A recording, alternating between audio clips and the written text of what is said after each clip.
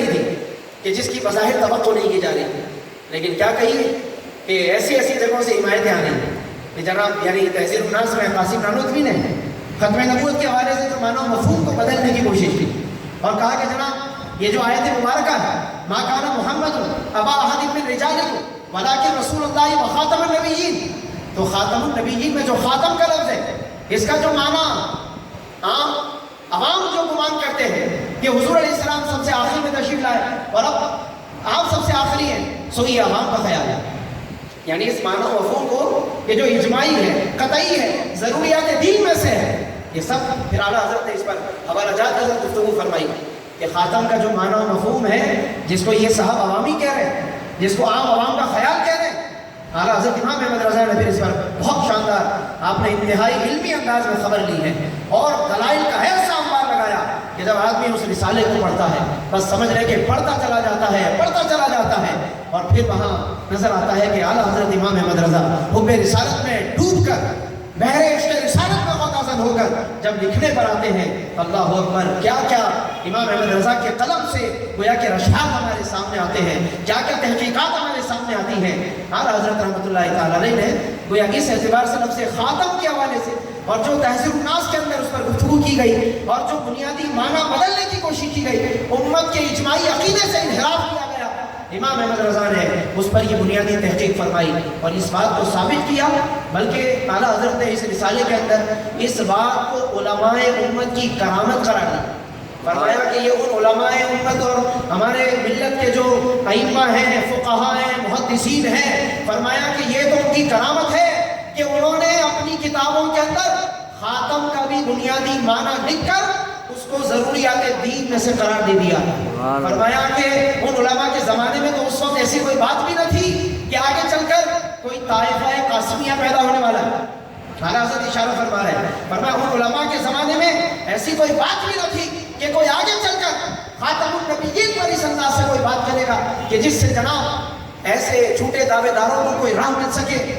ان علماء کے زمانے میں تو ایسی کوئی بات نہ تھی، لیکن یہ فرماتے اعلیٰ حضرت کے ان علماء کی کرامت ہے کہ انہوں نے اپنے زمانے میں یہ بات لکھ دی کہ جناب خاتم کا وہی معنی کہ جس معنی میں جو معنی ضروریات دین میں سے ہے، اور وہ معنی فرماتے یہی ہے کہ خاتم بمعنی آخر الانبیاء ہے، یعنی یہ معنی عوامی نہیں ہے کہ جناب جس کو کہہ دیا جائے کہ سو وہ عام لوگوں کا خیال ہے، سو وہ عوامی بات ہے، فرمایا نہیں، یہ ضروریات دین میں سے ہے۔ اور اس پر پھر اعلیٰ حضرت نے عبارات تسلسل کے ساتھ پیش فرمائی، احادیث سے الگ استدلال کیا، اور اعلیٰ حضرت فرماتے ہیں کہ فقیر نے صرف لفظ خاتم کے ساتھ تو 9 حدیثیں یا 11 حدیثیں بیان کی ہیں اس رسالے کے اندر، فرماتے ہیں، اور یہ امام احمد رضا کا مقام تحقیق بھی ہے، فرماتے ہیں کہ لفظ خاتم کے ساتھ فقیر نے 11 حدیثیں بیان کی،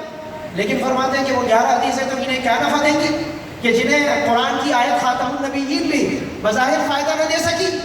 انہیں یعنی اس آیت سے جب استدلال کا فائدہ نہ ہو سکا، انہوں نے آیت کے اندر جب معنی بدل دیا تو یہ حدیث کو بھلا کب چھوڑیں گے؟ لہذا فقیر نے پھر کوشش کی کہ پھر میں وہ حدیث لاؤں ختم نبوت پر کہ جس میں خاتم کے بجائے اس کا معنی آخر الانبیاء بیان کیا گیا ہو، اور فرماتے ہیں کہ اس معنی میں فقیر نے تقریباً اس کتاب میں 100 حدیثیں جمع کی ہیں۔ یہ اعلیٰ حضرت امام احمد رضا ہیں کہ ختم نبوت پر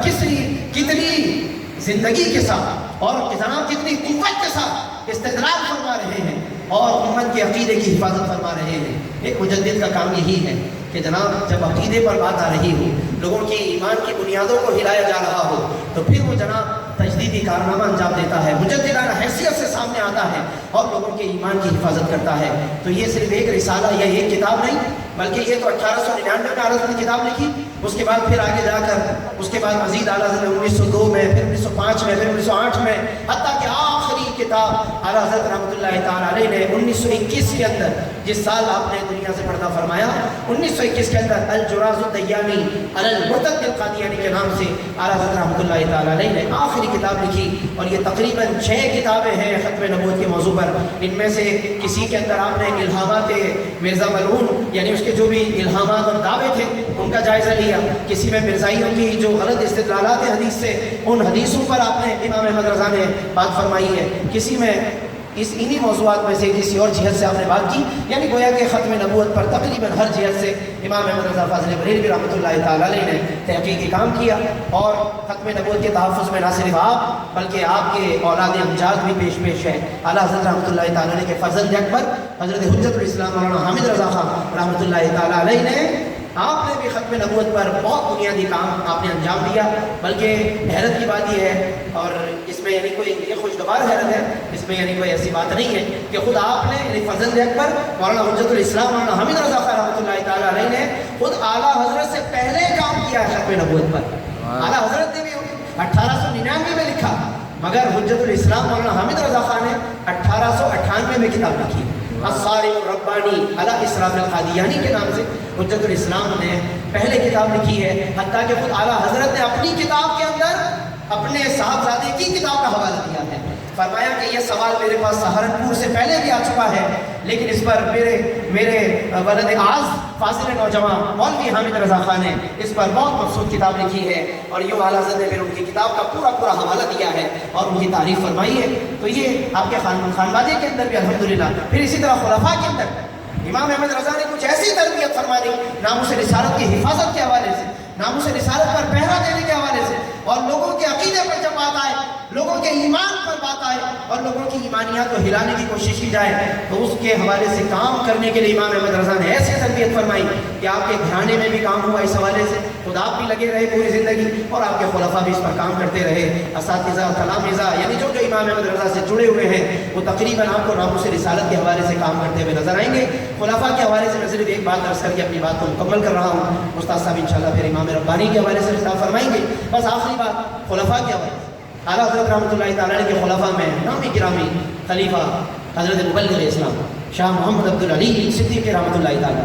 والد ماجد حضرت قائد اہل سنت علامہ شاہ احمد نورانی صدیقی رحمۃ اللہ تعالیٰ، اللہ اکبر، یہ بھی اس گھرانے کا اعزاز ہے، صدیقی گھرانے کا اعزاز۔ حضرت علامہ شاہ احمد نورانی نے اس انداز سے کام کیا جو پاکستان کی تاریخ میں آپ سب واقف ہیں کہ کس انداز سے آپ نے مرزائیوں کے خلاف کام کیا اور کس طرح سے 1974 میں وہ تحریک کامیابی سے ہمکنار ہوئی، وہ اپنی جگہ ایک تاریخ ہے۔ لیکن آپ کے والد اقدس حضرت شاہ محمد عبد العلیم صدیقی خلیفہ امام احمد رضا ہیں، اور آپ اس انداز سے وہاں پر ختم نبوت کے حوالے سے کام کر رہے ہیں۔ ویسے تو آپ نے ظاہر دنیا بھر میں جہاں جہاں تبلیغ کے لیے دورہ کیا، وہاں بھی آپ نے لوگوں کے ایمان کی حفاظت فرمائی، کہیں آپ یہودیوں سے عیسائیوں سے مناظرے فرماتے ہیں یا اور دیگر موضوعات پر آپ بات کرتے ہیں، یقین وہ سب کا سب ناموس رسالت کی حفاظت ہے، دین کی حفاظت ہے۔ وہ پوری زندگی آپ کی ختم نبوت کی حفاظت کے لیے تھی، لیکن خاص طور پر آپ نے تحریری حوالے سے کام کیا ہے، اور یہ بھی بہت گران قدر کام ہے۔ مرزائی حقیقت کا اظہار،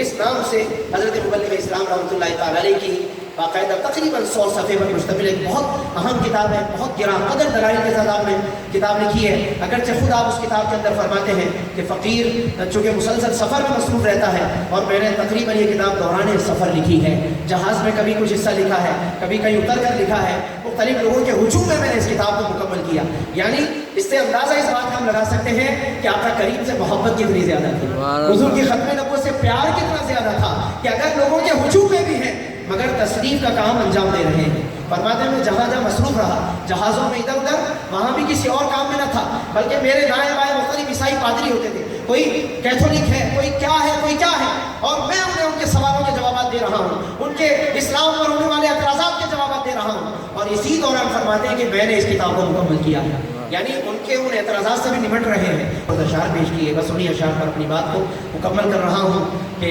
سید عبدالعلیم شاہ عبدالعلیم صدیقی رحمۃ اللہ تعالیٰ علیہ بارگاہ امام احمد رضا میں حاضر ہو کر عرض کرتے ہیں، منقبت کے طور پر عرض کرتے ہیں، اور یہ منقبت ہمارے ہاں پروگراموں میں پڑھی جانی چاہیے، عام طور پر اس کو نہیں پڑھا جاتا، لیکن بہت کمال منقبت ہے۔ شاہ عبدالعلیم عرض کرتے ہیں کہ تمہاری شان میں جو کچھ کہوں اس سے سوا تم ہو،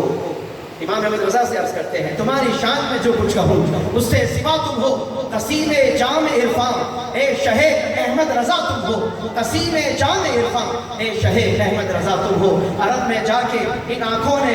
عرب میں جا کے دیکھا ان آنکھوں نے جس کی صورت کو، عرب میں جا کے ان آنکھوں نے دیکھا جس کی صورت کو، عجم کے واسطے لا رہے وہ قبلہ نما تم ہو، عجم کے واسطے لا رہے وہ قبلہ نما تم ہو، تم ہی پھیلا رہے ہو علم حق اکناف عالم میں، تم ہی پھیلا رہے ہو علم حق اکناف عالم میں امام اہل سنت نائب غوث الورا تم ہو، امام اہل سنت نائب غوث الورا تم ہو، علیم خستہ ایک ادنا گدا ہے آستانے کا، اللہ اکبر کیا عجزی ہے، علیم خستہ ایک ادنا گدا ہے آستانے کا، کرم فرمانے والے حال پر اس کے شاہ تم ہو، کرم فرمانے والے حال پر اور اس کے شاہ تم ہو۔ اور پھر کرم فرمایا امام احمد رضا نے، فرمانے لگے کہ آپ تو اس در پاک سے آ رہے ہیں کہ اگر میں یہ امامہ بھی آپ کے قدموں میں رکھ دوں تو یہ امامہ بھی آپ کے لائق نہیں ہے، لیکن ایک بیش قیمت جبہ ہے جو میں آپ کی نظر کر سکتا ہوں۔ یہ کہہ کر امام احمد رضا تشریف لے گئے اور ایک جبہ آپ نے آگے خدمت میں پیش کیا۔ اللہ اکبر،